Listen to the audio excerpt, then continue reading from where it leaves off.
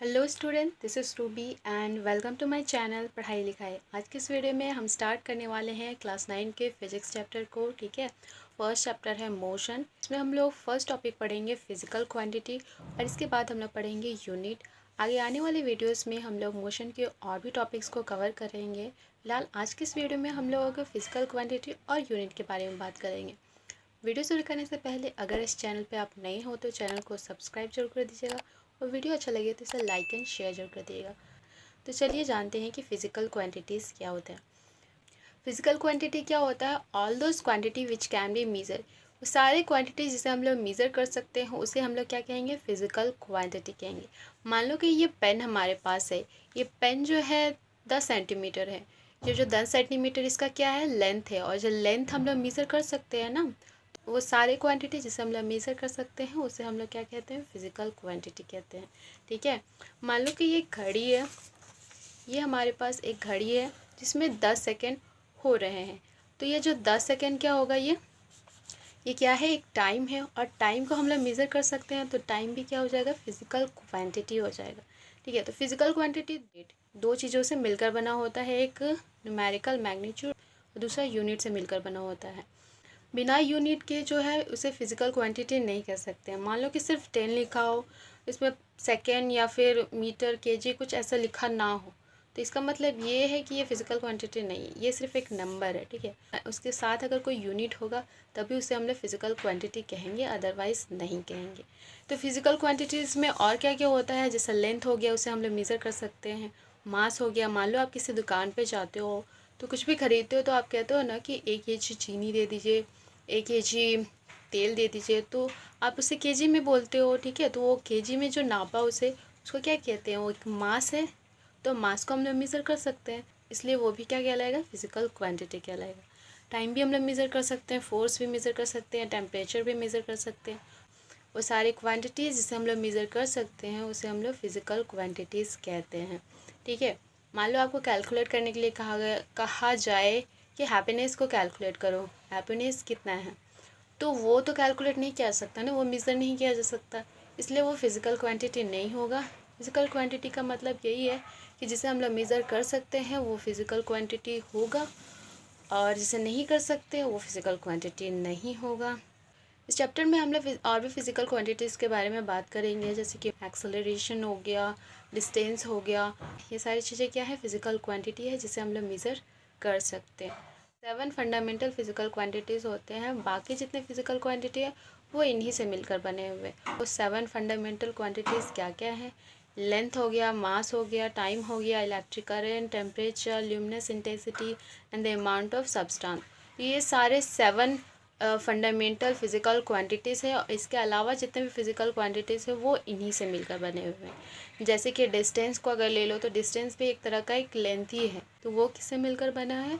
Length से मिलकर बना है। ठीक है, ये सारे 7 फंडामेंटल फिज़िकल क्वांटिटी है, बाकी सारे जो फिज़िकल क्वांटिटी है वो इन्हीं से मिलकर बने। अब फिज़िकल क्वांटिटी दो तरह की होती है, एक स्केलर क्वांटिटी होता है, एक वेक्टर क्वांटिटी होता है। स्केलर क्वांटिटी क्या होता है? स्केलर क्वांटिटी सिर्फ डिपेंड करता है मैग्नीट्यूड पे, और वेक्टर क्वांटिटी डिपेंड करता है मैग्नीट्यूड एंड डायरेक्शन दोनों पे। ठीक है, तो जो लेंथ हो गया, मान लो कि ये 10 सेंटीमीटर लेंथ था, तो अगर मैंने इस तरफ इसको घुमा दिया तो क्या इसका लेंथ 10 सेंटीमीटर से 20 सेंटीमीटर हो गया? नहीं ना। तो जो लेंथ होता है वो क्या होता है? डायरेक्शन पे डिपेंड नहीं करता है, इसलिए वो क्या हो गया? स्केलर क्वांटिटी हो गया। और अगर फोर्स की बात करें, मान लो कि ये पेन है, इसमें मैंने अपर डायरेक्शन में फोर्स लगाया तो क्या होगा? ये पेन ओपन हो जाएगा। और इससे अगर मैंने डाउनवर्ड डायरेक्शन में फोर्स लगाया तो ये तो ओपन नहीं होगा ना। डाउनवर्ड डायरेक्शन में अगर मैंने फोर्स लगाया, कितना भी फोर्स लगा लो, ये तो ओपन होने से रहा। तो जो फोर्स है डिपेंड करता है डायरेक्शन पे, इसलिए जो फोर्स क्या हो जाएगा? वेक्टर क्वांटिटी हो गया। ठीक है, तो ऐसी फिज़िकल क्वांटिटीज़ जो कि डायरेक्शन पे डिपेंड करते हैं उसे हम लोग वेक्टर क्वांटिटी कहते हैं, और ऐसे फिज़िकल क्वांटिटी जो कि सिर्फ मैग्नीट्यूड पे डिपेंड करता है, डायरेक्शन से कोई मतलब नहीं है, तो वैसे फिज़िकल क्वांटिटी को हम लोग स्केलर क्वांटिटी कहते हैं। ठीक है, तो आई होप यहाँ तक चीज़ें क्लियर होगी। ठीक है, अब हम लोग जानते हैं यूनिट के बारे में। यूनिट क्या होता है? It is a reference standard in the terms of which any physical quantities can be measure. जितने भी फिजिकल क्वांटिटी है उसका एक रेफरेंस स्टैंडर्ड टर्म होता है जिससे कि हम लोग क्या करते हैं, फिजिकल क्वांटिटी को मेज़र करते हैं। जैसे कि लेंथ हो गया, तो लेंथ हम लोग कैसे मेज़र करते हैं? उसे हम लोग मीटर में मेज़र करते हैं, मीटर में नापते हैं। ठीक है, मान लो कि आप कपड़ा लेने के लिए गए, तो उसकी लेंथ जो है कैसे नापते हो आप? मीटर में नापते हो। तो लेंथ किससे मापा जाता है? मीटर में। और मास किससे मापा जाता है? केजी में। और टाइम मापा जाता है सेकंड में। तो ये सब चीज़ें क्या है? फिजिकल क्वांटिटी की एक यूनिट है, एक फिक्स स्टैंडर्ड एक टर्म है। ठीक है, उसे फिक्स किया गया है, उसी में हम लोग फिजिकल क्वांटिटी को मेज़र करते हैं। अलग अलग फिजिकल क्वांटिटी की अलग अलग जो है यूनिट होती है। ठीक है, यहाँ पे हमने 7 फिजिकल क्वांटिटीज़ पढ़े थे ना, यहाँ पे जो 7 फंडामेंटल फिजिकल क्वांटिटी था। ठीक है, लेंथ के लिए क्या होता है उसका यूनिट? मीटर होता है। मास के लिए केजी, टाइम के लिए सेकेंड, इलेक्ट्रिक करंट के लिए एम्पेयर, टेम्परेचर के लिए केल्विन, ल्यूमिनस इंटेंसिटी के लिए कैंडेला। ठीक है, and the amount of substance के लिए मोल। ठीक है, ये सारे क्या है? यूनिट है। ठीक है, सभी फिजिकल क्वांटिटी के अलग अलग यूनिट्स होते हैं, उन्हीं में हम लोग क्या करते हैं? फिजिकल क्वांटिटी को मेज़र करते हैं।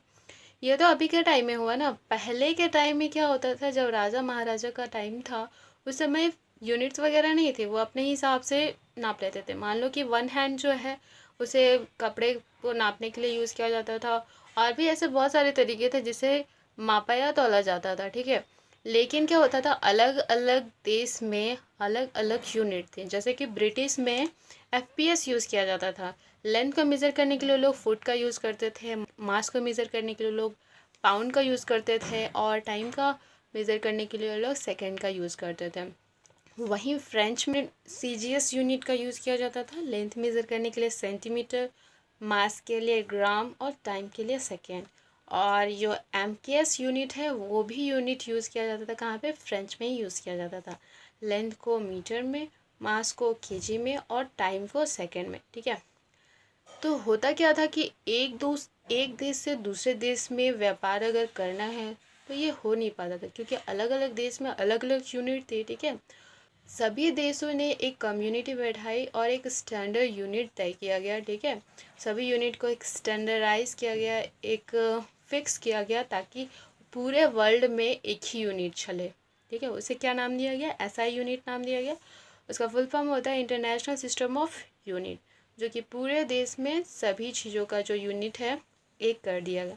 जैसे कि अगर लेंथ को मापना है तो वो मीटर में ही मापा जाएगा, मास को मापना है तो केजी में मापा जाएगा, और टाइम को मेज़र करना है तो वो सेकेंड में ही होगा। ठीक है, तो इस तरह से क्या हुआ, यूनिट्स को फिर स्टैंडर्डाइज किया गया, और सारे देश में एक ही यूनिट्स का यूज़ किया जाने लगा।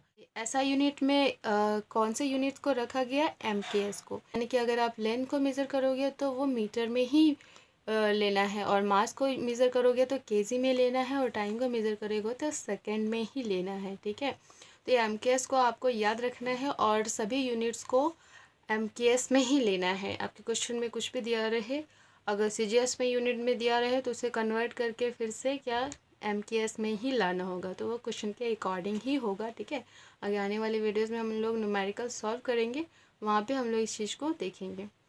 तो आपको याद रखना है हमेशा, आपको MKS में ही यूनिट लेना है। ठीक है, आज के लिए इतना ही, मिलते हैं अगली वीडियो में। Till then keep learning.